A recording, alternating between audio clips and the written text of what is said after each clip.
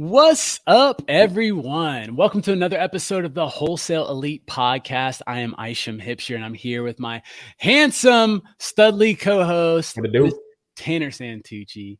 And OMG, do we have a good one today?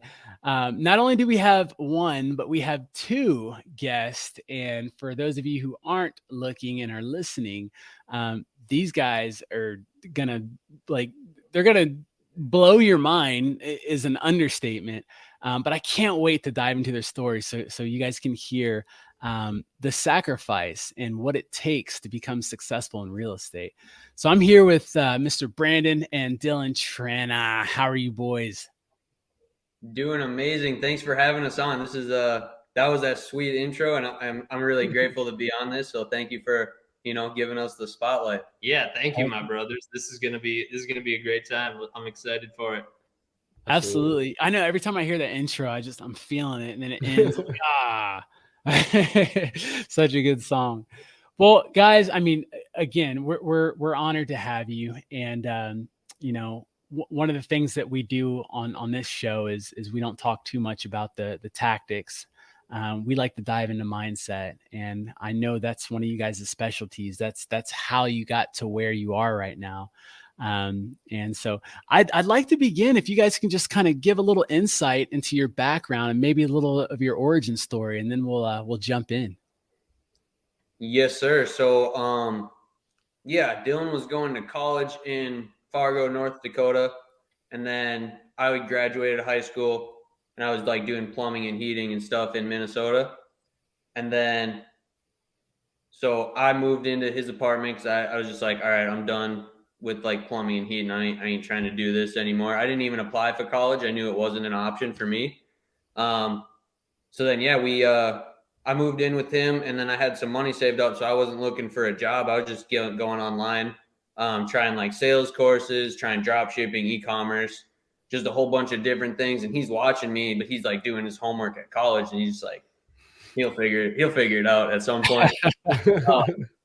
So then is in December, we found out about Astro Flipping, and we were both on the phone call with the guy there. And then he just made it sound so awesome. We hung up the phone call. Dylan was just like, yo, we have to do this. Called him back, gave him a credit card. We're just like, all right, let's sign up. Let's do this. And then the next week, Dylan drops out of college to be a full-time wholesaler while we're living in Fargo, North Dakota. And then, it kind of just started from there. It took us a little bit. We had a learning curve. I was straight out of high school. This dude just dropped out of college. So we had a lot of people giving us what their opinion was on the situation. Sure. So we had a lot of stuff on the outside going on, but we knew, all right, this week one is really deep into mindset of Astro, and it really kind of breaks down everything. And we knew from like literally after the first couple of videos, we're just like, all right, we made the best decision that we could have. We're going to go all in. We're going to really do this. And then, it took us 5 months. We closed our first deal on my 19th birthday, actually. Nice. And then it just kind of started. We just started to gain momentum and just go from there. And then, we moved to Arizona last September. So we've been here for about a year. Came to Jamil's mastermind and made a game plan with him and just started crushing it. Now, when you guys decided, or more so Dylan, when you decided to quit college, did your parents give you, I can understand friends and stuff. What was family like giving you? Did they give you grief? Yeah, I guess it wasn't the easiest, but everyone knew I kind of hated going to college, or like, I couldn't even do homework in high school. So like when it was college and I'm like an adult now living on my own, and I'm like, I'm really doing homework in my room, and I'm like 20 years old. Like, this doesn't make any sense.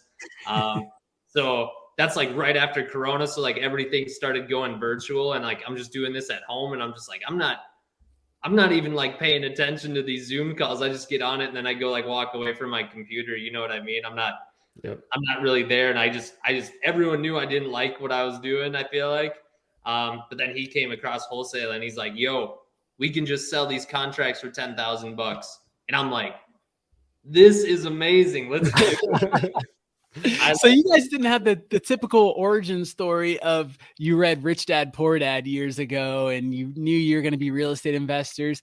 That wasn't your story. You saw an opportunity and you're like, let's go for it. I didn't read too many books. I was always watching videos and I was always trying to learn about, because I'm just like, I'm looking at people in my surrounding. I'm just like, all right, none of these guys, they're all broke. Like, no one's got sweet cars. Everyone lives in a small house. And like, we're from a town of 800 people in Minnesota. So like 60 grand a year is like a lot of money for a lot of people there.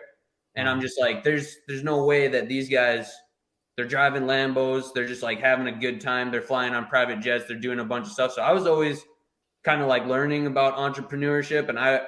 Or like from the get go, I was like, college is not an option. I'll start my own business or I'll be like the best person at somebody's job. But I had a job for 3 months and I was like, yeah, this ain't it. And then, so I was kind of already like an entrepreneur just by heart. Our parents own a grocery store too. So we watched them be business owners and we worked there as well. So we didn't really have like jobs, I guess, growing up. We were kind of like already the manager just right away. No one could really tell us what to do. But yeah, I didn't really read too many books until I like got into Astro Flipping, and then I started like, okay, I need to like really see what the people at the highest level are like trying to teach everyone through these books, because nobody reads books after college or after high school even. They're just like, sweet, I'm done learning. Right. No kidding. No kidding. I feel like I definitely had I knew I was going to own a whole bunch of property I wanted to. I didn't know how I was going to get that accomplished. I thought the best way to do was become a loan officer and go to a bank and work there, because like the bank will give me the dollars eventually. I thought that was like the route that would be to buy properties. And then he's just like, yo, let's just go right to the properties. And we're just like, oh, this wholesale and stuff, this looks amazing. I think this can work. So tell us a little bit about your story of when you moved to Arizona, right? Like, what made you guys ultimately choose Arizona, which I'm sure most people know why, but in the sense of like, what was your thought process behind, let's just pick up from North Dakota to go to Arizona? Yeah, so we grew up in Minnesota, but then I was going to college in like Fargo, North Dakota. He came and moved with me. We're living together for a few months. Came across wholesaling. He got me to drop out. Started doing it virtually, and it took us 5 months to get our first deal because we were jumping around, doing a whole bunch of different markets, trying to do Minnesota, Arizona, Florida, just like jumping around everywhere. We actually do have an uncle that lives here in Arizona that used to like flip and buy properties, and he like owns properties like down here in Arizona and in Minnesota too. And he was kind of like a big inspiration for us to like want to buy properties, because we wanted to be like our Uncle Skip, who just, he has awesome houses and everything. And we're just like, yo, this is amazing. But so we knew wholesaling was legit right away in Arizona, just because we've had an uncle who used to like flip properties out here. We didn't really understand what he did, but we just knew that he like would buy and sell like land and properties. So like we knew wholesaling was legit in Arizona. But then also, I guess it was just like the best fit for us, the community down here, that we had like some family down here too. And we came down to Arizona, and it was like one of the first places I've been where I'm just like, we came a few months before we moved, and I'm just like, whoa, I could actually like live here in this spot. I haven't like felt this about any other place I've traveled. But we were living in Fargo, North Dakota. So we did our first deal in May. And then we did like 6 deals up till August. And then we didn't do any deals in September. And then, so like, we're like living in Fargo, don't like have like steady income coming in. We did a couple deals, but we maybe made like $7 grand total on like all, because we had to split our deals with another wholesaler that we were JVing with. So like, we didn't really make that much money, but we got like that proof of concept. And then our mom is like, we're telling her like, yo, we're hustling. We're trying to go to this mastermind that Jamil's doing down in Arizona. And like, I wasn't there to have the conversation, but he was with my mom, and she's just like, yo, if you guys like need some dollars or you want to take out a loan, because they just sold their house, so they got some money too. They're just like, oh, we'll give you guys a loan to move out down there. And Dylan just like, perfect. All right, cool. Calls me about it, tells me, he's just like, yo, this is what we're doing. Next day, booked our ticket to the mastermind, paid it in full, and then pretty much we just got everything that we owned in 2 suitcases. And then I totaled my vehicle. I hit a deer with it actually, in like the winter time. That's why you're going hunting, to get revenge, huh? Yeah, but it was actually a blessing because like we didn't know how we were gonna pay rent, and then I got an insurance check of $4,000. I'm just like, sick, we can live for a little while. Sick, yeah. No, for real. And then so we loaded up everything in his truck, everything that we owned, and we were just like, all right, we got about 3 months living expenses. We got an Airbnb booked for a month. Like, we got to stay here, and if you want to really get to the next level, you got to surround yourself with the right people. And like in Fargo, it's a small market. There's people doing like flips, but like not very much. So it's not like a place that we were like, all right, this is where I want to build my business. And we were trying to virtually wholesale in Arizona anyway. 2 of those 6 deals were in Arizona. So we had like a proof of concept in Arizona too. And we're just like, like that's where the community is. That's where we got like the most help. We have an uncle that lives down there. If worse comes to worse, like let's just go for it. And like, we basically took out a loan to go to the mastermind and then have like just enough for like 3 months to live. And we're just like, we can make it happen in these 3 months. What gave you guys the confidence? When most people are getting started, like you guys said, we needed money, we needed to make deals, and typically masterminds are not cheap. What gave you guys the confidence that, hey, we should invest in this and probably get a positive ROI? We were just like, all right, we've done a couple deals, but like wholesaler deals. One of them was direct to seller, 2 agent deals. And we're just like, if we can just make a game plan with Jamil and he just gives us the exact steps, do this, do this, do this, do this, don't do anything else. We knew as long as we just followed it, because like the Astro course, it proved itself that it works to us. So that's all we needed. And then we just knew, all right, if we invest into ourselves, if we go down there and we just stay down there, we don't have anyone else around us telling us and giving their opinion on what we should be doing. Go get a job, do this, do that. We're just here. We're like pretty much just down here, and we're only talking to people that are in the business doing deals. So like being around people that are doing deals, it just makes your brain think that, okay, it's normal to do deals. But we just knew as long as we can go there, get in front of Jamil, get his attention, and get a game plan with him, we knew we were going to go crush it anyway. And like, there's really like no other option, because like it would be more of a waste of time to go try and find a job to keep paying rent than it would be to take out a loan, move across the country, and then, pursue like an actual business that we're trying to like run and operate. I guess we just had the confidence if we got the game plan from Jamil in person and like he can help us kind of too while we're there. If like we need like a buy price or just a situation to handle, like he's like headquartered here too, but he just basically gave us the game plan. He's like, just do this, just this market. And we're just like, okay, cool. We just got literally 3 months of time because like we don't have any dollars to go do anything. So we have to like, we're just going to hustle. When you're broke too, like the only thing you really have is time, because like what else are you going to do? Yeah. So it was kind of perfect that we got an Airbnb booked, little bit of dollars for living expenses, and then just a lot of free time because nobody else is bugging us. We didn't have like family stuff going on all the time. And like, it was just perfect. So we were able to just like kind of isolate ourselves so we could just get really dialed in and focused and, build up that skill. Was there any time through this through this time phase where you guys were locked in and focused, where you guys were like, man, did we make the right decision? Or did you know it all along? Where was your mindset at then?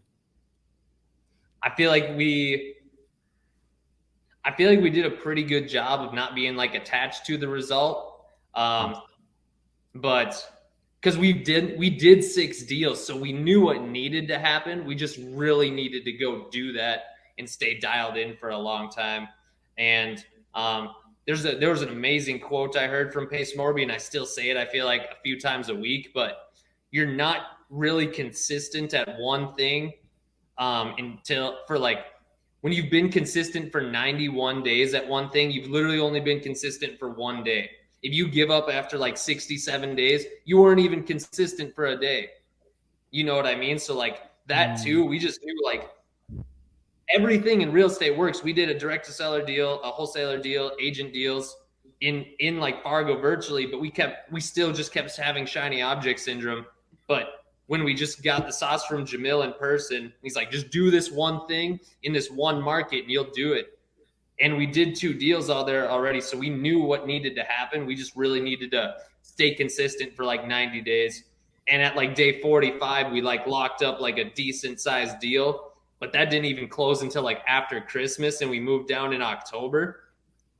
So like there was like a light at the end of the tunnel. Like we got a $17K check waiting for us. It's like, let's try to make as much happen by the time it's then. But those first 45 days, like with no deals or contracts, like we were just straight hustling, but we're just like, the only way we'll fail is if we give up. So like, we just got to literally just make it happen. Like I'm going to keep calling this cell phone until I have a deal, because if I give up, there's definitely no way I'm getting a deal.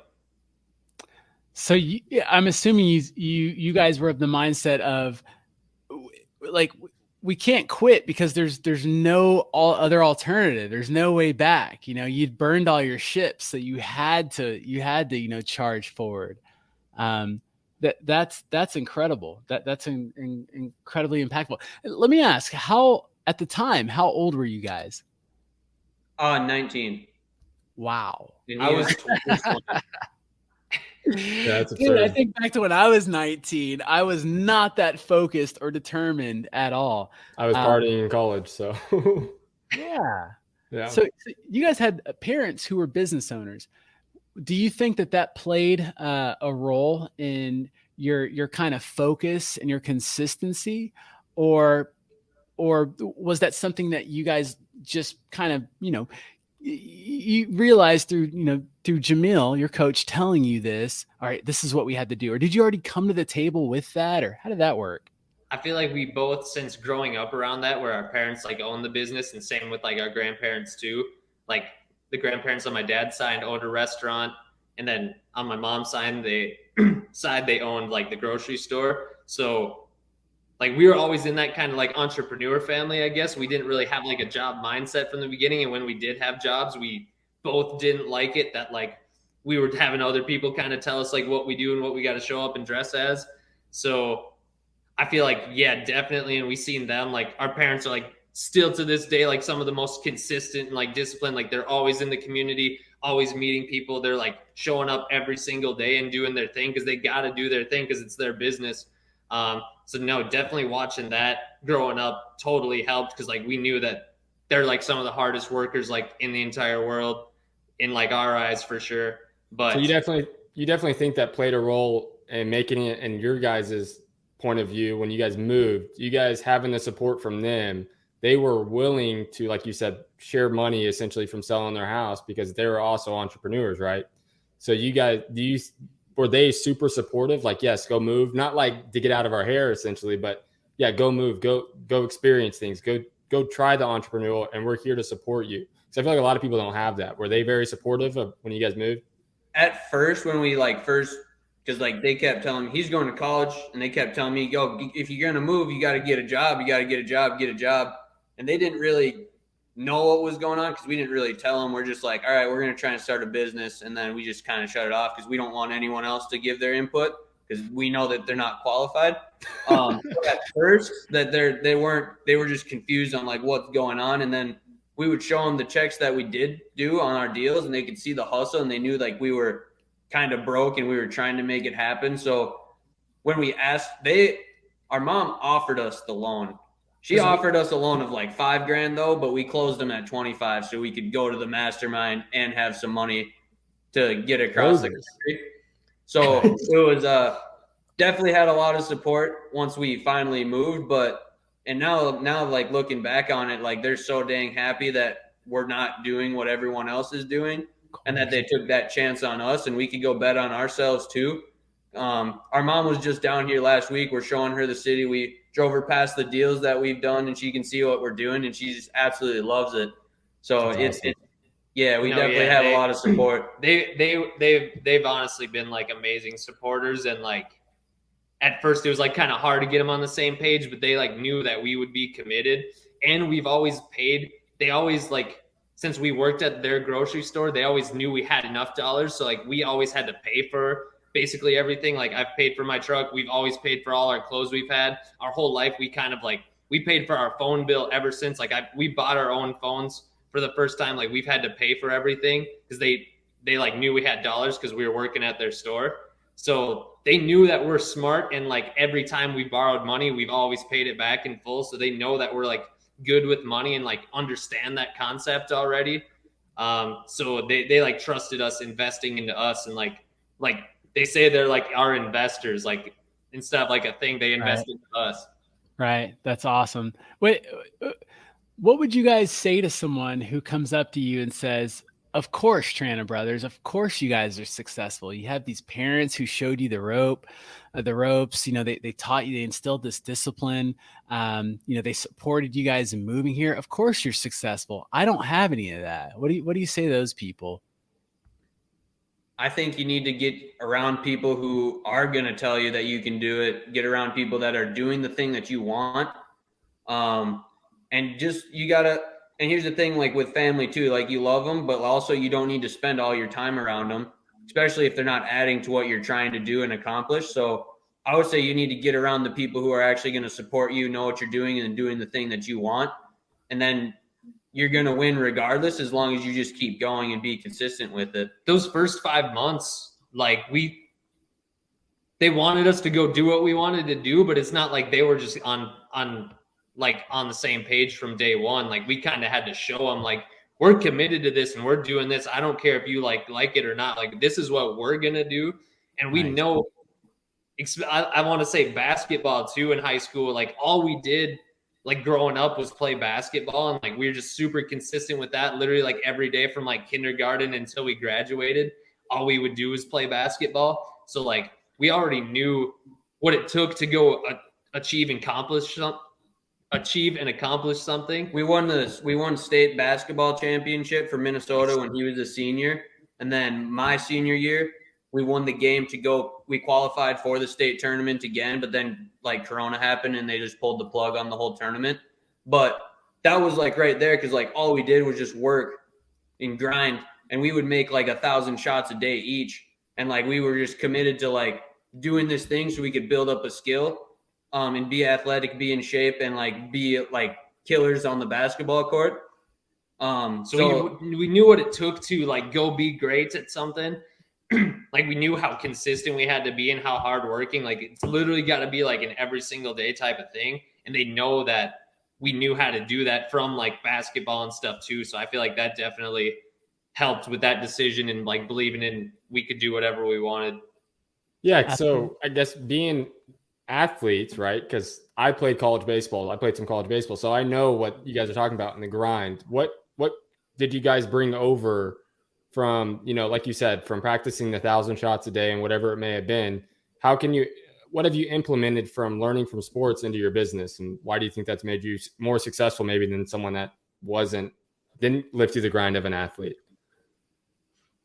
I think sports is honestly like the most important thing in like high school, just teaching you like teamwork and like staying solid and consistent with something. If you practice more times than anyone, you're going to be way better. So I guess, we were honestly just like shooting hoops in our driveway like our entire life. And now we just basically shoot on deals in the driveway like every single day. We're just like out in our driveway offering on deals. We're basically shooting our offers. So like we've honestly just been shooting in the driveway our entire life. Like even literally today before this call, we were shooting in the driveway.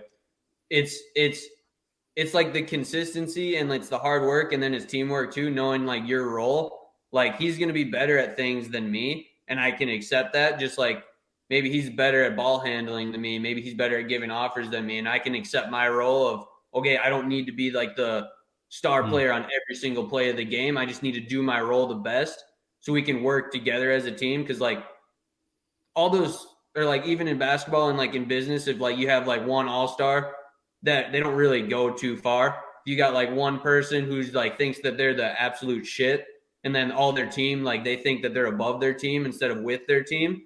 Their business usually doesn't end up growing to what it could be. Absolutely. But knowing like your role and like knowing like if we work together, it's going to go way farther than if I try and just do this on my own and just try and like do it all. Like knowing that teamwork is going to make us like get through. And then it's also pushing each other, because not every day you want to wake up at 6 a.m., go lift, and then go shoot 1,000 hoops every single day. And it's the same thing. Some days you don't want to wake up, go to the gym, and then start ripping calls and like talk to 30 plus people a day. It's hard. It's like mentally challenging, but having like a partner or having somebody that can push you and like, no, holy shit, he's got 20 conversations and it's noon and I'm only at 15. This is ridiculous. And then it's like turns into a competition of who can do more in the day. So I think that plays a big role in it too. Cause like we're looking at each other. How many offers you give out? Oh, you got that many deals on the board right now? Okay, I need to step it up. And then it kind of turns into like a competition in a game and it just becomes fun. But like we're also collaborating as a team at the same time, both elevating each other. And like we want each other to crush it. You know what I mean? Absolutely. Like in anything he runs into, I'm there to like help him. Anything I need like help with, he's going to be like drop it and help me right away. So yeah, we're both just like competitively just pushing each other forward, I guess. Yeah. Speaking of your roles, like what's your two roles in your business then? How do you guys, coordinate with each other? I mean, like, what are you guys doing? Are you guys both doing the same thing? Or are you like, what are you guys doing to work together?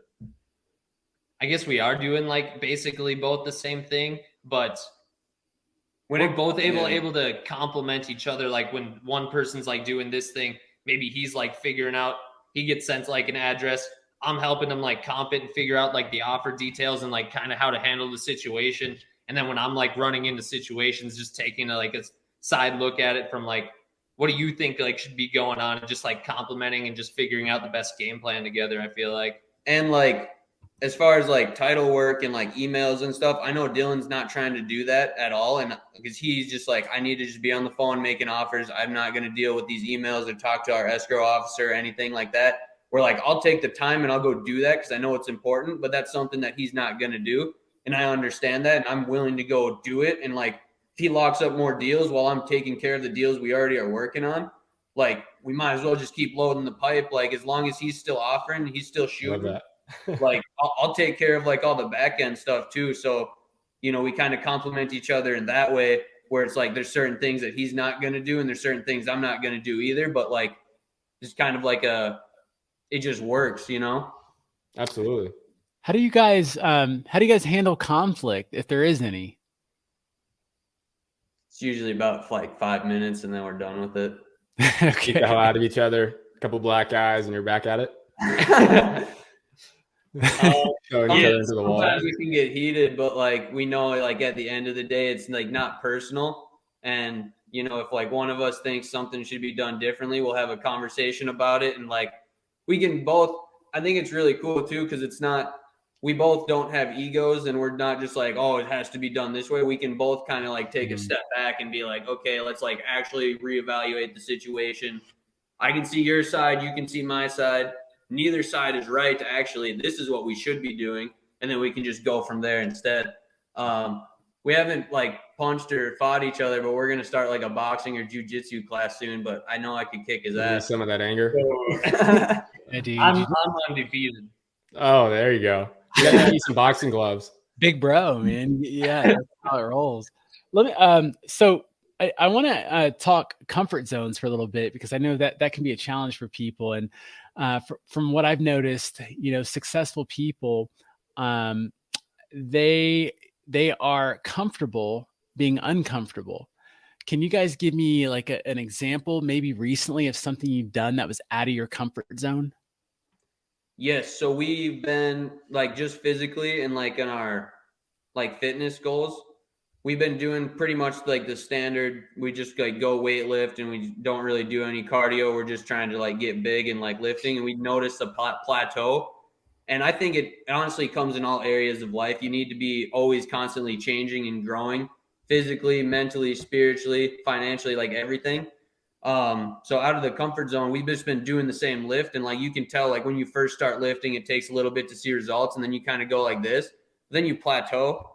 So instead of doing like just our standard lift that we've been doing, now we started doing CrossFit. So we're doing high intensity, high cardio, just like really switching up and shocking the system too. And we were waking up. They say this in the Astro course in week 1. It's like, if you want to wake up at like 6 a.m., set your alarm for 5 o'clock and get up at 5 and like really shock the system that way too. So this summer we started waking up at 3:30 in the morning, going and lifting at 4. And then it got us as far as it needed to get us. And then we needed to shock the system and we changed like our whole morning routine. We're waking up later now, but we're doing different workouts at different times. Being able to like switch that too. And, as far as like financially getting out of the comfort zone, making investments into yourself and joining masterminds and like learning new skills. Like you rack up a lot of wholesale dollars, like with cash, but like you honestly don't need to buy rentals right away. Like that's not honestly the best use of the money, in my opinion. It should go right back into yourself. So when you stack up a bunch of like cash, you dump it into masterminds and you meet new people, build relationships and learn new skills that are going to end up making you more money in the long run. And just kind of having that delayed gratification, like with a marathon mentality, it's like, I'm not here to just get rich really quick. I'm here to like really build this business, really build these skills and relationships that are going to be fruitful for like 10, 20 years down the road. Absolutely. Absolutely. You guys mentioned morning routines a few times. Can you walk us through your morning routine currently?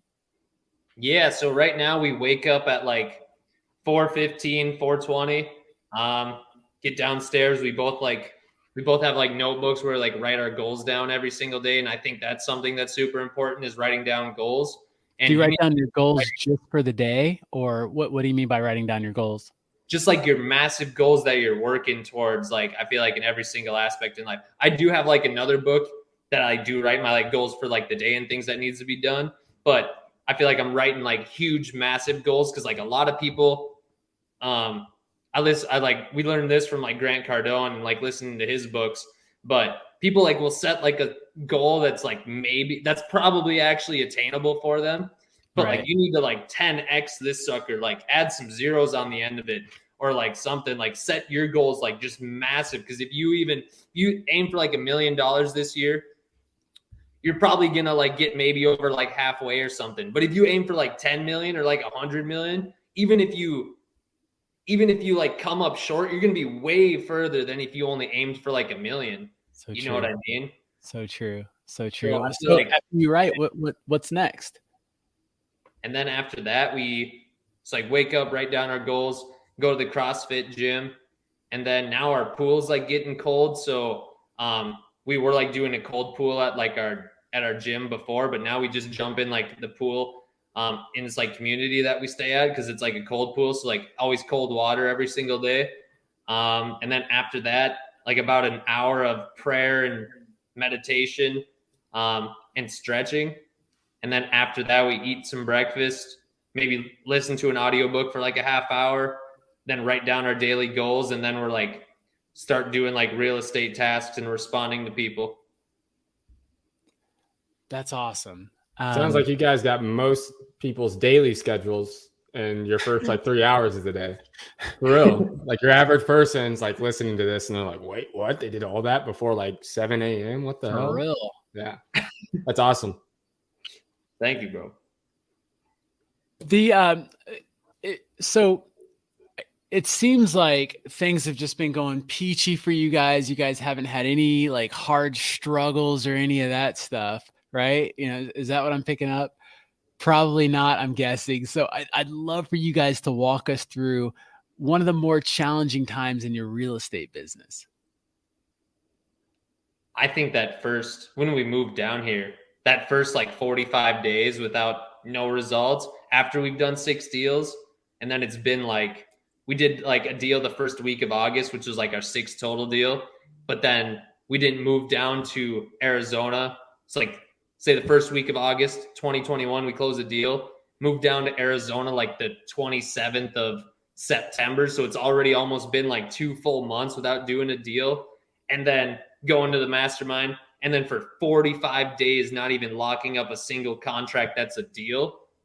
And like, you just got to push there. And like, you haven't seen anything fruitful coming in. And you're just like still working off faith. You're just like, I got to make this happen. I'm like, I just got to keep pushing. Cause I know the only way I'm not going to do deals is if I stop calling people. So like, I just got to keep going. I honestly think that's been like one of the biggest challenges we've overcome is just like keeping our head down and staying focused for those like 3 months when we moved down here right away. And then I like when people, go ahead, bro. You have to say something. Yeah, like one of the current struggles that we've had like more recently. So we did like 14 or 15 of our deals. Like literally majority of our deals we've done just off of our cell phones and using like $9 Podio. So like we did 7 deals in May, and like up to that point, that was like 20 something deals or something in total, or 19.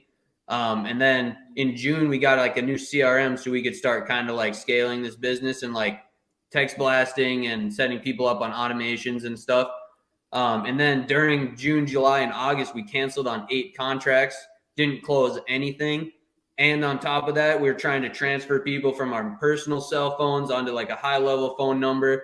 And like, it's just been hectic. And like, we had there's one time we sent out like too many text messages on accident that like all of our agents got texted like 3 or 4 times in a day.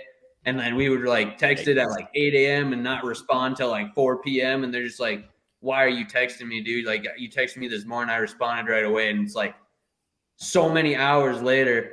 So like, that's been one of our like more current struggles, I guess, that we've been like working through. And we're still like, I still got agents that are calling me on my personal cell and on my high level number, and I'm trying to transfer them all and trying to get all organized. And neither of us are like systems guys. We're more so like, let's get on the phone, let's like have a conversation and do deals. So when it comes to like all of that, we've been just trying to figure that out, and it's taken us a while to actually kind of get over that hump until we started to get like more like used to it. So we didn't do any deals June, July, or August, after we did 7 deals in May. But yeah, I think that was like the biggest struggle, honestly, since like we moved down here, for sure, because yeah, like we're good at hopping on the phones, but the systems part, we just didn't do deals for like 3 months because we're still trying to like figure it out and make sure we're doing it right. So what's some advice you could give to someone then? Because like I feel like that's a common thing, is like there's always like a stretch in this business where like a wholesaler, especially new, not maybe established, but more or less newer wholesalers, but they go 2, 3, 4, 5 months from doing their first deal per se, or any deal. But, in that whole gap, it seems like it's a common theme. What's like advice you would give to a newer wholesaler, during that stretch of time? I'd say you got to be, I feel like everything comes down to, and like we just recently started, so we didn't do any deals June, July, or August. And then we just did 4 deals in September, and then 1 deal so far this month, and 1's closing on Monday. But congrats, by the way. Thank you, brother. But I feel like you got to be making the conversations, because like you don't get the results unless you do the thing that does the deals. It's like, yeah, we can have all the perfect systems in the world, but we weren't making those. Like, we barely made any phone calls, and we keep track of the only KPI we keep track of is how many conversations we have every single day. And we're trying to get to 50 each every single day, in between like 30 and 50, but shooting for 50. But we can just look at our books, and like we just weren't making the phone calls all of June until like the second week of July. And then we just basically didn't have a pipeline built up because we weren't doing the outreach and doing the thing. We were overcomplicating it by like setting up systems and everything, which I think in the long term, like we took this dip, it's going to be a good thing. But we could have also still been on it more and trying to figure it out faster. But we were like trying to take our time and get familiar with it, when the thing that does the deals is just having the conversations. Yeah. So would you guys say, go ahead. Always got to have like a pipeline built up, because like after May, we're just like, okay, cool. We just did a lot of deals. We got some dollars. We got some time. Let's figure this out. But like also at the same time, we didn't have any addresses coming in. Like we locked up 8 deals, but like our agents are just like, yo, I bought this way too high. The market shifted. Can you wholesale this and get rid of it for me? Not able to, because it was too high. So like just having that stretch of not doing any deals, but knowing like, okay, I know how to do deals. I'm going to get back into it and build this pipeline. So like advice is just always have that pipeline built out, so then you don't have like that little dip in your business, and you can always continue going like upward. What were you saying, brother? I was going to say, so do you guys, because you guys are a lot like me in the sense of we're just action takers, right? Kick in the door, figure out the shit later, right? Like that's how I go about my stuff, right?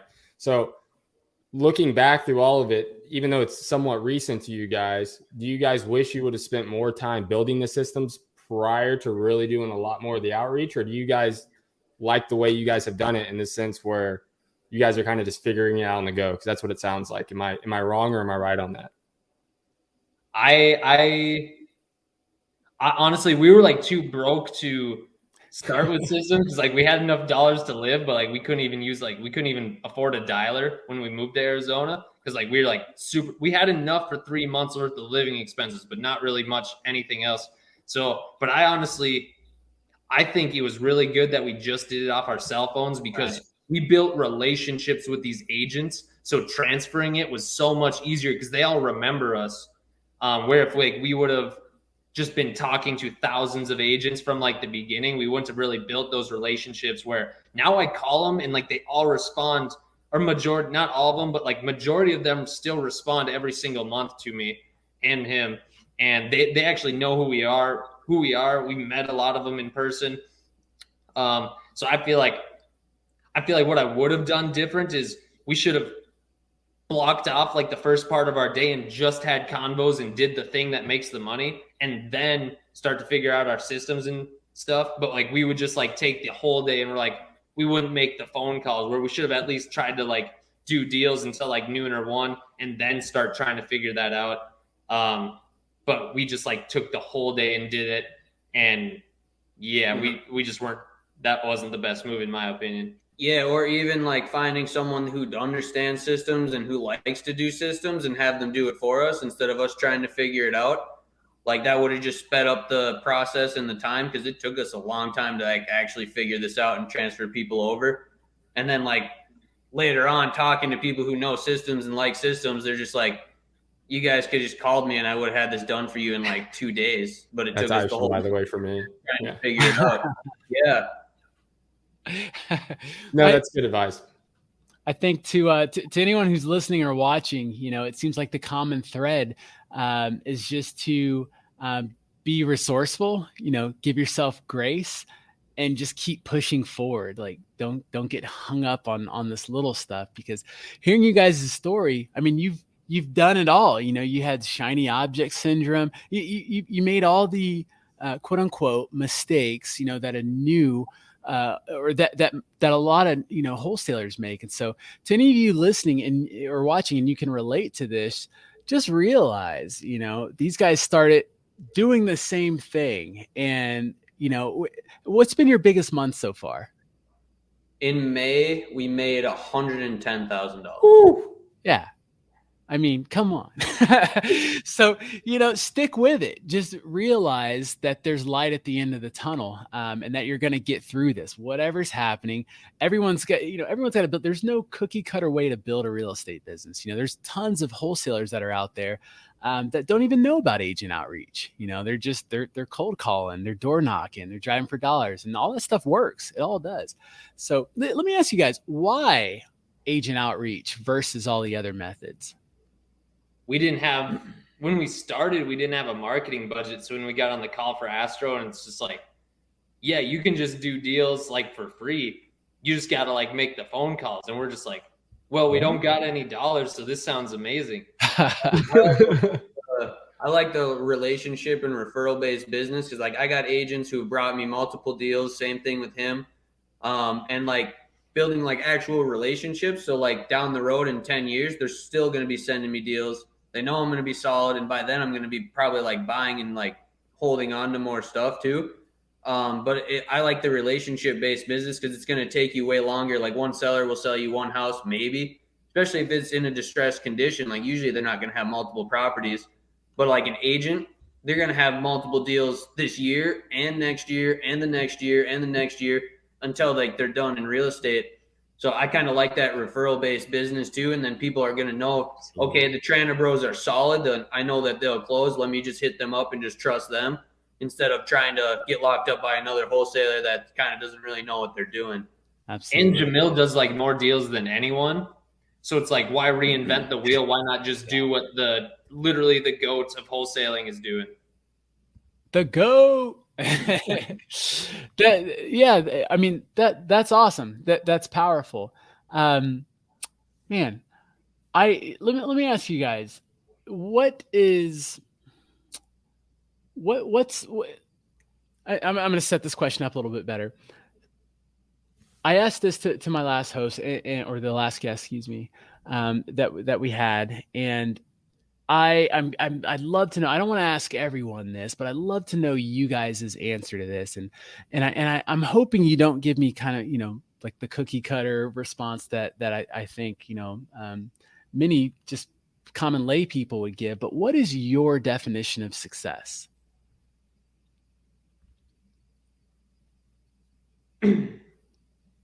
It's your duty. I think success isn't like a thing. I think it's like something you have to be always operating on. And I think it's your part to like the world. You got to go out and be a go-giver. You got to lead with value first, but then also you got to be like doing your best you can. Because like if you're not doing the best you can, you're literally only selling like yourself short. So I think you owe it to yourself and like to the world to like be doing the best you can. I don't think success is like a thing that like you do this and then you get success. I think success is like the action. I think it's how you operate on your day to day, because everyone's definition of success is different. Like some people might want to be like the pizza guy. Some people might want to own $1 billion worth of real estate. But like as long as you're happy doing that and you're operating at the best person and version of yourself that you can, that's what success really is. It's like it's a state that you're constantly in, unless you're not operating on excellence. I forget who it was. I think it was Earl Nightingale, but he said, success is the progressive realization of a worthy ideal. I was like, that's good. I like that. I like that definition. So Trana Bros, what's the future look like for you guys? You guys are young. You have money. You're in Arizona, surrounded by all these pretty girls. What's the future look like for you guys? Right now, the main focus is building a wholesale operation in Arizona to where we have a team constantly doing deals here. And then we're going to go take the same systems and everything and go drop into different markets, until we have consistent deal flow going. But looking to build like a portfolio of single family houses in Arizona and then get into multifamily and just continue to build a legacy for us and our family and our generations on, and being able to teach that and go give and like be on people's podcasts like this, build a brand and like actually be out there helping, hopefully inspiring people to actually take actions on their dreams. But like our main focus right now is just build a wholesale operation, and we're not going to get shiny object syndrome about, I need to go get into multifamily now. I need to start buying rentals now. Like, no, I need to build a wholesaling business so I can step out and I'm still doing constant deals every month. Yeah, I just want to take a moment to say, like, the answer to that question that you guys just did, in the sense of a lot of people say goals, they're just gonna be like, I'm gonna be a billionaire. But I like your guys' answer in terms of you guys, it sounds like you have steps almost, right? Like build a wholesale business, and not just, I want to own this amount of doors. You're like, I want to own single families. I want to build a single family portfolio, and then I'll do the multifamily and so on and so forth. And so I feel like you guys got a great head on your shoulder, and you're definitely going to succeed. And because you have not only the will and the drive, but you obviously sounds like you guys have goals, and you guys have achievable goals and steps to get to those goals. So I just wanted to take a moment and say you guys answered that brilliantly. That was good. Thank you, brother. Thank you guys for having us. This is a fun podcast. I love this. You guys are awesome. Yeah, drop an F-bomb if you want to, I know, right? I'm so stoked. So I get to meet you guys next week, like finally in person. So I'm looking forward to that. We're gonna make some agent outreach calls together. We're doing what's it called, the Nightmare on Deal Street. So for anyone who doesn't know, Jamil, when we keep saying Jamil, the gentleman's name is Jamil Damji. If you don't know, and Jamil Damji is essentially the GOAT of wholesaling. He's the OG. And we're all flying. Well, some of us are flying in, some of us are driving over. But we're, a few of us are coming in, and there's a competition with Jamil's squad of Astro folks and Pace Morby's Sub 2 group and Brent Daniels' TTP squad. So, man, it's going to be a powerhouse. And I'm really looking forward to that event. Looking forward to meeting you guys. Yeah, thank you guys for having us on. Next week's going to be dope. It's going to be awesome meeting you in person. But no, this was super dope. You guys ask awesome questions. So thank you for letting us come on here and share our story of kind of what's going on in our world. Absolutely. It's our pleasure. Well, guys, before we let you go, if we know you're in Arizona, but where all are you guys doing business, and how can people, get in contact with you? If they want to work with you, if they want to just kind of get a better understanding of how to be successful in real estate, especially at a young age, how can people get in contact with you? Yeah, I'd say probably Instagram's the easiest way to reach us, or Facebook. Or Facebook too. Yeah, it's just basically you can just type our names in. His is Brandon Trana, mine's Dylan_Trana. But reach out to us. We know Astro people across the entire country. So even if we can't help you, our market is just Arizona at the moment. We're just trying to stay super dialed in right here. But we know Astro fam across like the entire nation. So if we can't help you in your market, we can definitely connect you with people who might be able to help you out there, and definitely people to squad up with. Awesome. Are you guys all over Arizona, or mostly Phoenix or the metro? Or I've done one deal in Tucson, but yeah, basically just Phoenix. We are probably looking to buy creative properties like up north, like in the mountains and like Flagstaff and like Pine and Payson and stuff. But for cash deals, like we're just super dialed in and trying to be like experts in our market here in Phoenix. Sweet. For any of you who think that Phoenix is, of course it's competitive, but I've heard people say Phoenix. No, I don't want the Phoenix market. I have nothing to do with that. Jamil's there, Brent, all these legends are in Phoenix. You guys had $110,000 month, and what are you, 20 now? 20, 21? Are you 21? Yeah, I'm 20. I'm 21. Okay. So it can be done. Well, gentlemen, again, thank you so much for your time. Again, I'm looking forward to meeting you, and I cannot wait to have you guys back on the show. And we'll check back in and get an update on the Trana brothers then. So guys, thank you again so much for your time. And for all the listeners out there, stay tuned. We got another baller episode coming up. Here now, actually. So we'll let you guys go. Take care, guys. Thank you for having us. See you guys.